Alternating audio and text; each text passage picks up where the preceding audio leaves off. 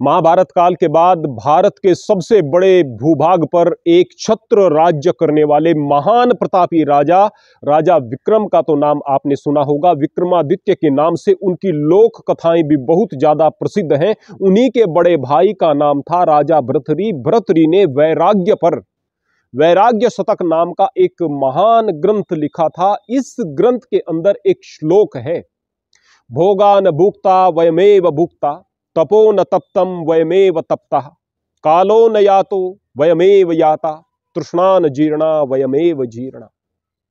यह श्लोक ब्रह्मचारियों के लिए तो संजीवनी है ही, लेकिन आम आदमी, कोई भी व्यक्ति किसी भी उम्र का हो, कहीं पर भी हो, यदि इसको जीवन में उतार लेता है तो फिर उसे दूसरे ज्ञान की इतनी आवश्यकता नहीं। दूसरे ज्ञान उसके पास अपने आप आना शुरू हो जाते हैं। यहां से ज्ञान के दरवाजे खुल जाते हैं, यहां से जीवन का सत्य दिखाई देना शुरू हो जाता है। आप कहेंगे कि वैराग्य का ग्रंथ एक राजा लिख रहा है, ऐसा कैसे संभव हुआ? सबसे पहले हम एक छोटी सी बात, छोटी सी कहानी, सत्य कथा इसके विषय में बता देते हैं आपको, क्योंकि इससे पता चलेगा कि यह जो ज्ञान है यह कितने सारे अनुभव के बाद में आया हुआ ज्ञान है, ऐसे ही आया हुआ ज्ञान नहीं है।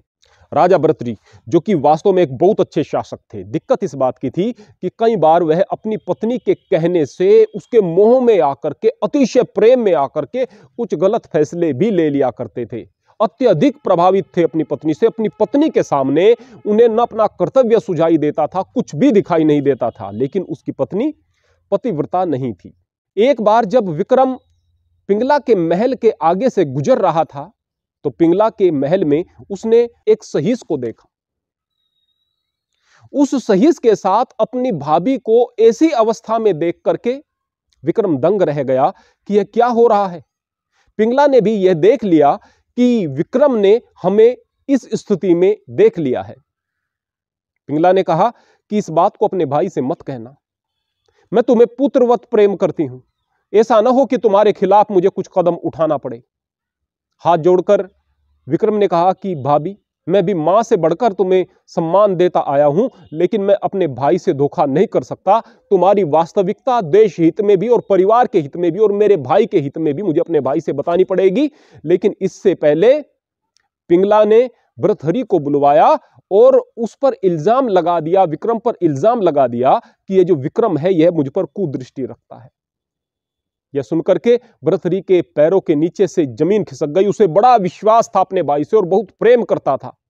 तभी तो इतनी बड़ी बात सुनने के बाद भी राजा ने अपने भाई से कहा कि भाई, मुझे बड़ा दुख हुआ है तुम्हारे बारे में जानकर। मुझे पिंगला पर पूरा भरोसा है, वह झूठ नहीं बोल रही, लेकिन बावजूद उसके मैं बस तुमसे केवल इतना कहूंगा कि तू मेरे राज्य की सीमा से बाहर चला जा, मुझे दोबारा दिखाई मत देना। विक्रम ने हाथ जोड़कर कहा कि भाई, मुझे इस बात का दुख नहीं है कि मुझे राज्य से निकाला जा रहा है, दुख है तो केवल इस बात का कि मुझ पर झूठा इल्जाम लग रहा है और एक दिन तुम्हें इसके लिए पछताना पड़ेगा, क्योंकि बहुत बड़ा धोखा खाओगे तुम। ऐसा कहकर के विक्रम चला गया, जंगल में जाकर के एक तपस्वी का जीवन जीने लगा, साधना में बैठ गया और अपने जीवन को सफल बनाने की दिशा में आगे बढ़ गया। एक तपस्वी एक दिन राजा भर्तृहरि के दरबार में आता है। आकर के राजा भर्तृहरि के सामने एक फल को प्रस्तुत करता है। फल को देते हुए कहता है कि महाराज, यह जो फल है यह अमर फल है, अमृतत्व देने वाला है। इसको यदि आप खा लोगे तो लंबी उम्र को जियोगे और बड़ा सुंदर शरीर तुम्हारा हो जाएगा, इसलिए इस फल का सेवन तुम करना। यह कहकर उस फल को देकर वह तपस्वी बिना कुछ इनाम लिए ही वहां से चला जाता है। राजा ने सोचा, मैं ये फल खाकर क्या करूंगा? मैं तो सबसे ज्यादा प्रेम अपनी पत्नी को करता हूं और मेरी पत्नी यदि सदा जवान रहेगी, स्वस्थ रहेगी, कितना अच्छा होगा। तो उसने वह फल अपनी पत्नी को दे दिया। पत्नी ने सोचा कि मेरे लिए तो वह जो घोड़ों का सहीस है वही सब कुछ है, मेरा प्रेमी है, उसका स्वास्थ्य अच्छा रहे, उसका जीवन अच्छा रहे, उसने वह फल उसको दे दिया। जाहिर सी बात है, प्रेमी जिसको ज्यादा प्रेम करता है उसके सामने किसी को कुछ नहीं समझता। अब जो घोड़ों का सहीस था वो केवल एक रानी के साथ में लगा हुआ नहीं था, उसका संबंध एक वेश्या के साथ भी था। उसने ये सोचते हुए कि वेश्या का स्वास्थ्य अच्छा रहे, उसका शरीर अच्छा बना रहे, उसकी लंबी उम्र हो, उसने वह फल जाकर वेश्या को दे दिया। वेश्या ने सोचा कि मैं तो एक पापिन हूं, मैं तो गलत काम में संलिप्त हूं, हमारे राजा कितने अच्छे हैं।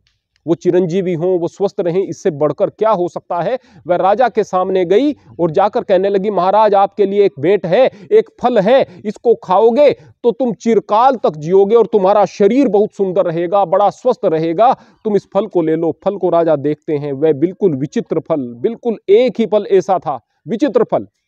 उसको देखते ही राजा पहचान गया कि यह वही फल है। राजा ने वेश्या को तुरंत गिरफ्तार किया और पूछा कि सच सच बताओ, यह फल तुम्हें कहां से प्राप्त हुआ है? यदि सच नहीं बताया तो तुम्हें बड़ी दर्दनाक मौत दी जाएगी। वेश्या ने कहा, महाराज यह बात तो मैं आसानी से ऐसे ही बता देती, इसके लिए तो इतना ज्यादा प्रयोजन करने की आवश्यकता ही नहीं थी। यह जो फल है यह मेरे एक प्रेमी ने मुझे दिया है। कि कौन है वह प्रेमी? वह घोड़ों का सहीस है जो तुम्हारे अस्तबल में काम करता है। उस घोड़ों के अस्तबल में काम करने वाले उस प्रशिक्षक को बुलाया गया। उस प्रशिक्षक से जब पूछा गया कि तुम बताओ कि यह फल तुम्हें कहां से प्राप्त हुआ है, वरना केवल तुम्हें नहीं तुम्हारे पूरे के पूरे परिवार को कठोर दंड दिया जाएगा, वह घबरा गया। उसने कहा कि यदि जान की बख्शिश हो तो मैं आगे कहूं महाराज। बोले कि हाँ, तुम्हारी जान बख्श दी जाती है, तुम्हारे सारे पाप से मुक्त कर दिया जाएगा, कोई भी बात हो मैं सुनने के लिए तैयार हूं, लेकिन सत्य बताना। बोले कि महारानी ने मुझे दिया है और उसके साथ मेरे इस प्रकार के संबंध है। राजा के पैरों के नीचे से जमीन खिसक गई। राजा बड़ा पछताने लगा। तुरंत अपने भाई की उसे याद आई, कहने लगा, हाँ भाई, मुझसे कितनी बड़ी गलती हो गई, तुम कितने अच्छे थे, तुम कितना प्रेम मुझसे करते थे, मैं अंधा इस राग में पढ़ करके, इस मोह में पढ़ करके मैंने ऐसे भाई से अपना नाता तोड़ लिया, उसे दंडित कर दिया।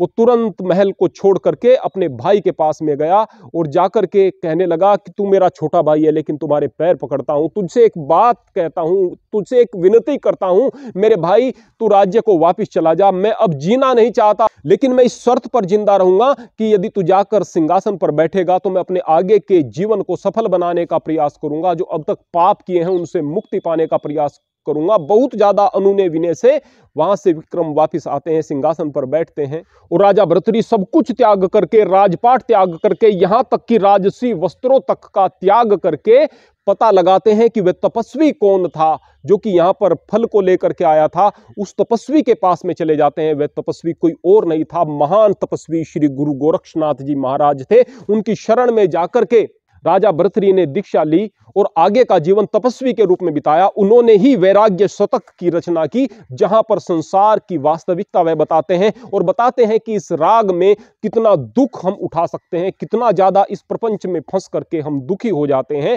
तभी उन्होंने कहा, भोगा न भुक्ता वयमेव भुक्ता। ये भोगों को हम नहीं भोगते हैं, ये भोग हमें भोग लेते हैं। आप शराब को नहीं पी रहे हैं, ये शराब आपको पी रही है। आप सिगरेट नहीं पी रहे हैं, यह सिगरेट आपको पी जाती है।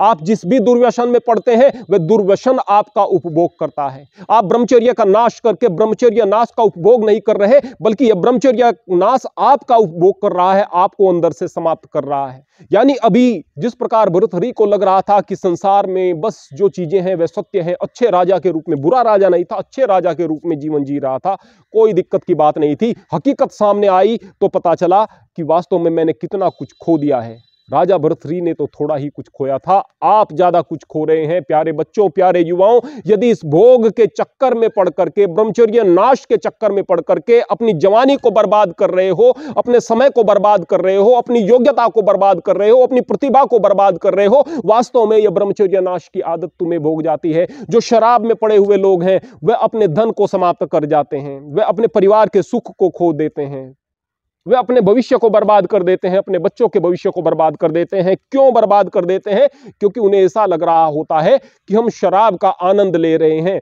हम शराब पी रहे हैं, वह शराब उन्हें पी रही होती है। सिगरेट, धूम्रपान इत्यादि इन भोगों में पड़ रहे हो, ये भोग तुम्हारा उपभोग कर रहे हैं। जब तक इस बात का पता नहीं चलेगा तब तक तुम अपनी जिंदगी को बर्बाद करते रहोगे। इसके आगे भर्तृहरि कहते हैं, तपो न तप्तम वयमेव तप्ता। ये जो तपस्या है, तुम तपस्या नहीं करते बल्कि तुम ही तप जाते हो। यहां पर इसको नेगेटिव सेंस में न लें। यहां पर जब एक तपस्वी तपस्या करता है तो वह इस अहंकार में ना आए कि मैं तपस्या कर रहा हूं, बल्कि उस पर तपस्या का प्रभाव होता है, वह तप जाता है। इसके बाद कहते हैं, कालो न यातो वयमेव याता, समय व्यतीत नहीं होता, हम व्यतीत हो जाते हैं।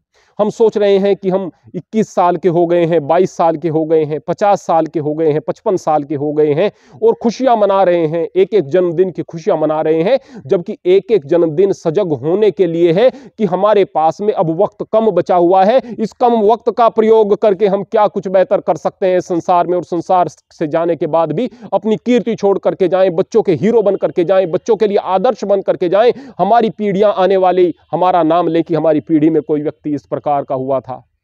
तो आप संसार के लिए गर्व का विषय भी बन सकते हैं या फिर भुला दिए जाएं, ऐसे भी बन सकते हैं। राजा भृतृहरि ठीक ठाक राजा होकर के चला जाता, कोई उसका नाम न होता, लेकिन जब उसने भोगों को त्याग दिया उसके बाद तपस्वी बन गया, रहती दुनिया तक राजा भृतृहरि का नाम रहेगा, विक्रम का नाम रहेगा। और जब भृतृहरि ने उन्हें महल से निकाल दिया, उन्होंने जाकर तपस्या की और उस तपस्या से अपने अंदर योग्यता अर्जित की, तो उस योग्यता के बल पर वह एक बहुत कुशल प्रशासक शासक बनकर के सामने आए, तो ये सारी चीजें न होती। ये चीजें क्यों हो पाई? इसलिए हो पाई क्योंकि उन्होंने अपने जीवन के यथार्थ को समझ लिया, उसका सदुपयोग किया। इसलिए समय व्यतीत नहीं होता, तुम व्यतीत होते हो।